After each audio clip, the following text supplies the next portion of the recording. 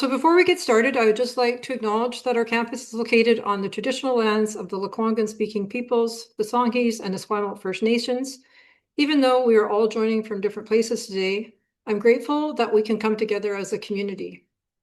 I'm also grateful that you've chosen to spend this time with me today to talk about strategic volunteering and how that might enhance your time at Royal Roads. I truly hope that you can take something of value away from what I have to share today. Just want to walk you through some of the logistics for today's session. If you have a question, you can either raise your hand using the React button in Zoom, or you can type it into the chat. I do have a colleague, Sue, here working in the background who's going to monitor the chat. So even if I can't see those questions, she might be able to address them, or I will also have a chance at the end of the session to answer questions. And just a reminder that the online session is going to be recorded, so you don't need to record it on your own, and everyone who's registered for today's session is going to get a copy of that recording. And finally, if you need closed captioning, you can turn that on the bottom right-hand side of your screen. So just a little bit about our agenda for our session today. We're going to talk about some of the benefits of volunteering. I suspect that those of you who've joined us today already have a bit of a background in volunteering and engaging with your community. But today we want to talk about specifically strategic volunteering and what that could look like for you. And then I'm going to present a few ideas and resources for you to start to engage with the community around you once you've figured out what areas you want to focus on most.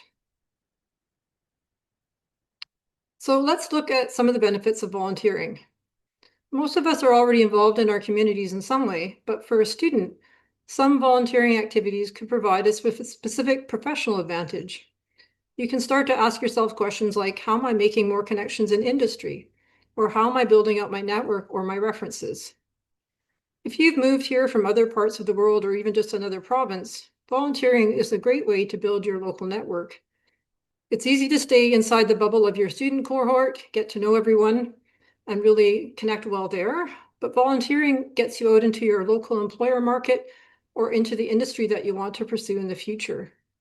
It's also a really good way to see the applied side of your degree in action, which might be a way to help you narrow down a research paper or a capstone project by seeing real-world challenges firsthand.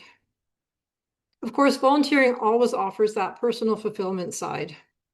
But I also want you to think about the capacity you have for volunteering. As a student, you're balancing family commitments and heavy course loads. So another question to think about is what kind of pockets of time you have available for volunteering. Maybe that's a short-term project, or maybe you have a few hours during a lighter quarter. The goal is to use that time to build your references while gaining an inside look at how your industry operates. It's a great way to take the skills that you're learning in the classroom, see how they work in the real world, and then maybe bring that fresh perspective back to your studies. So I touched on this a little bit when I talked about the benefits of volunteering, but I'd also love to hear from you. What does strategic volunteering actually mean to you? There are no wrong answers here, but so please feel free to grab the mic or drop some of your thoughts into the chat if that's a more comfortable way for you to share. I'm really curious to hear your ideas on this topic.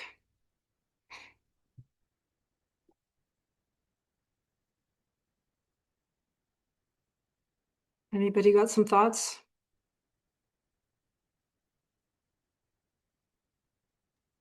Hi, Shireen. Thanks so much for raising your hand. Why don't you take the mic and go ahead? Yeah. Yes. Hi. I'm actually an alumni. I just graduated in November, and I'm facing this trouble now of finding employment. And when I talk to our professors like Dr. Leslie King and Dr. Oswald and others, they all mentioned strategic volunteering and targeting the the nonprofits who work in the field, in the environmental field, for example, to help me gain more experience and learn more.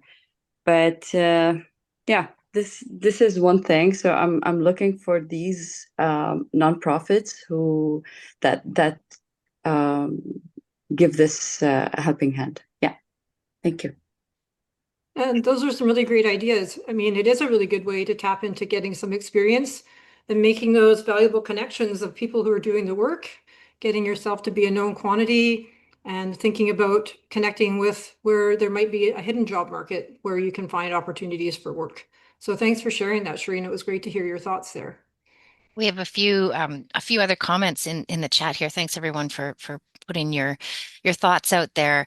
Um, Definitely the concept of helping others for those who need it, but also being selective about that at the same time, I think is helpful, which is what Shireen was saying too, is like choosing organizations or companies that you're interested in.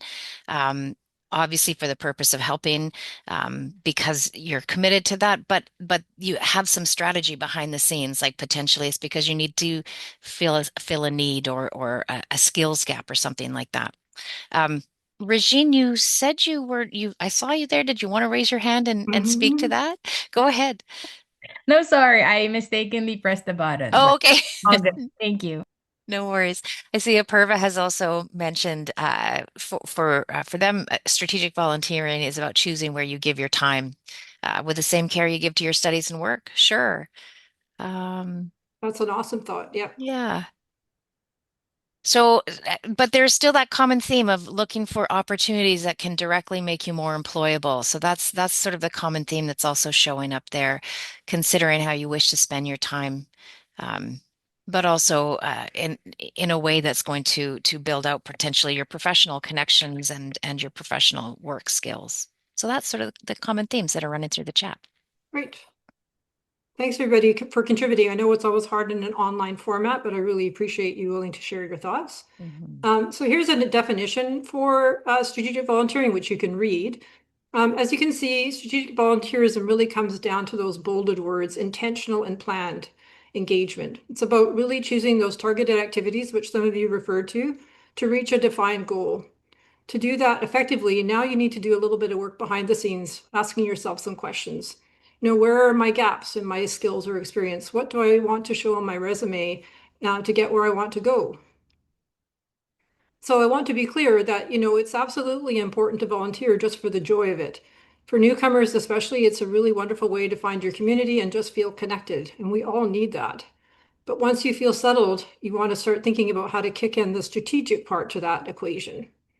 At that stage, now you want to look at your previous experience and start thinking about how you want to translate some of your skills to the specific industry or role that you want.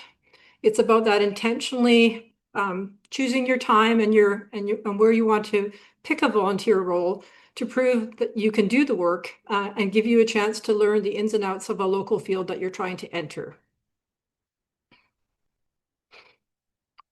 So to help you navigate this, we actually have developed a really great career resource on our career learning and development site, Strategic Volunteerism, Inspiring Changemakers. It's a self-paced Moodle course that's designed to act as a personal workshop for you to work through. It will guide you in a step-by-step way through identifying your core interests, assessing some skills that you already possess, and defining some of the specific roles that you're looking for. More importantly, it helps you spot the gaps in your experience so you can start thinking about choosing a volunteer opportunity that's going to help you bridge that gap. So let's look a little bit in more detail about how this workshop is structured.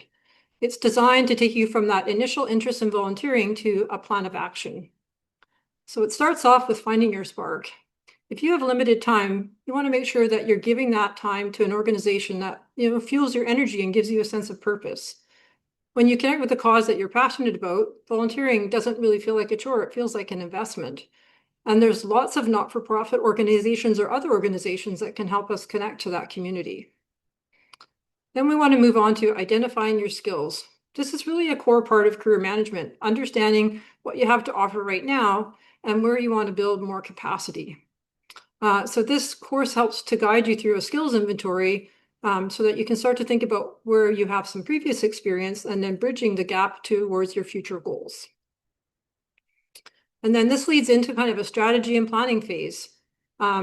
So for lots of us, the gap isn't necessarily the skill set, it's really understanding the lay of the land. You might not know what the job titles are for the area that you're searching in, and who are the organizations that are the key players. So this part of the workshop is really helping you to research the local industry where you are, so you can, again, be very deliberate about who you engage with. And then finally, you want to think about taking action and starting to leverage some of your success. We always tell students that successful career management is really about taking charge. Instead of feeling like the labor market is something that's happening to you, this strategy is working towards allowing you to create your own momentum. By the end of the workshop, you'll know how to demonstrate your experience so that employers can clearly see the value that you bring to the table. Once you've identified specific experiences you want to gain, you can move from the planning stage to active engagement. That's where you can start to connect with organizations that align with your career goals. And that's the very essence of strategic volunteering. We don't just want to think about staying busy. It's about being really deliberate with your time and your talent. So let's come back to finding meaning in your work. Lots of students come to Royal Roads because you want to be change makers and have real impact.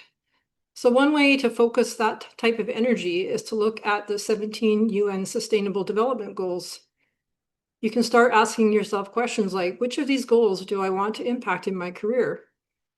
Whether it's no poverty or climate action or reduced inequalities, there are going to be local organizations who are working towards those specific goals right now. So then this framework can give you a clear target. For example, if you're passionate about goal number 1, no poverty, you can now start to look specifically for local nonprofits or agencies that serve that population. It takes a very broad search into a much more targeted strategy. And I'll be sharing websites at the end of the session that can help you find those specific organizations. So this slide is really about narrowing your focus. We've talked about what you care about, but I want you to also consider looking at this through the lens of your program at Royal Roads. So first, think about finding a match for your strengths. Many of you come here with rich professional backgrounds, so why not think about finding an organization where you can contribute that expertise? It might be that you're doing this for a capstone project, or you just want a way to volunteer a few hours to demonstrate your skills to local industry, or find people who share your passion. But if you find a place that motivates you, it starts not to feel like extra work. It feels like you're making an investment that's going to give back to you. Again, I just want you to think again about capacity. I talked about this a little bit earlier, but now that you're starting to think about which organizations you want to target, start again to think about your schedule. If you look in detail, some organizations want you to make a 4 to 6 month commitment to provide a reference. And if your current quarter is packed, that means you may want to look for other shorter term projects or small volunteering opportunities that are going to work with your schedule. And then think a little bit about the level of engagement. For example, if you want to demonstrate leadership, maybe you want to join a local board. It can be a very powerful way to take a seat at the table and understand the administrative side of a Canadian company. Of course, there are lots of other great hands-on opportunities, even like our environmental cleanups on campus or helping with the Royal Roads student engagement. But at the end, when you're considering what opportunity to take, think, is this opportunity helping me to close the gap in my experience that you want to fill?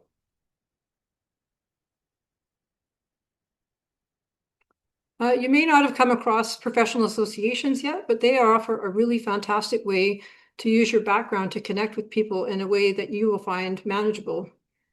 For example, there are lots of local chambers of commerce, which have a lot of in-person local events, and they need help with the event setup. So while you may think going into a formal networking event seems a bit intimidating, volunteering behind the scenes is a really great way to get involved. It lets you see the lay of the land. It should feel like a low pressure way to meet some professionals working in the field you're interested in and start to see who some of the key players are. I would strongly encourage you to research into these organizations and reach out. And many offer a very manageable student membership opportunity. So then you can see how you can get involved and contribute. And once you're connected, it can be a very straightforward way to stay informed about topics and trends in the industry you're interested in that people are talking about, and it might even spark ideas for your research. When you're ready to start searching for specific roles, there are a couple of specialized boards that I've listed at the bottom of this slide. Goodwork.ca is a really go-to site for environmental and conservation roles. And then Charity Village is a useful site for the broader not-for-profit sector. It's one of the best sites in Canada. while it's a national site, you do have all these filtering tools that help you to filter down to positions that are local to you, and then also hone in on those sustainable development goals that we talked about earlier.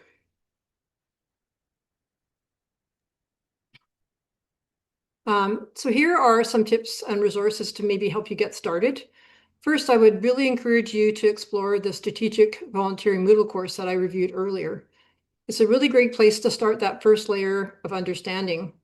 Helps you think about some of those big questions. Where do I want to connect? What skills do I want to practice?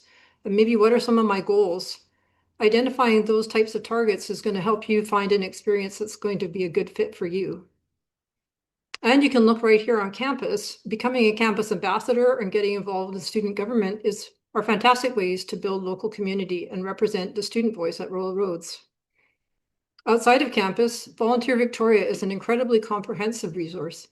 Their website can connect you to many causes you're interested in, and they even offer free webinars and training sessions for volunteers, which is a great way to add skills to your skill set.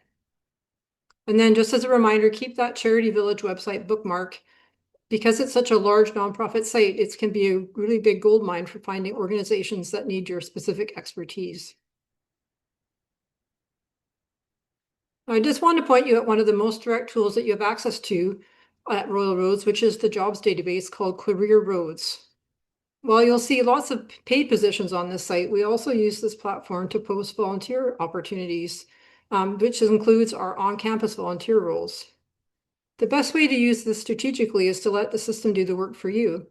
You can actually set up a saved search that's specifically targeted at volunteer roles, and you can toggle your settings to have the system send you an email once a week with the new matches. This is a really great way to stay in the loop with not having to manually check the website every day. And if you're looking for your first local reference or a way to get involved at Royal Roads, it's a good place to start. I wanted to show you a real example of a volunteer opportunity currently posted in the database. This is a volunteer role for the Winter Leadership Academy right here on campus. I thought we could look at this through kind of a strategic lens, so you'll see that it's more than just a volunteer position. So first, let's look at the skills.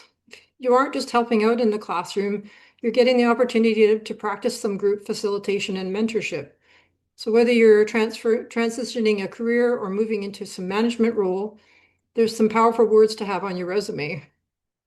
Second, let's look at the connections. You'll get to work alongside program managers and staff, and these are the people that can see your work ethic firsthand and provide you with a strong professional reference.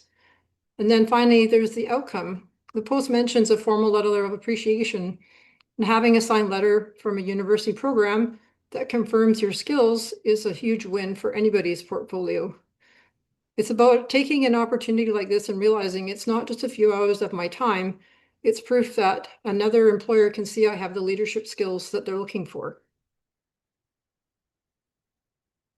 And finally, I did want to remind you that you don't have to navigate this alone.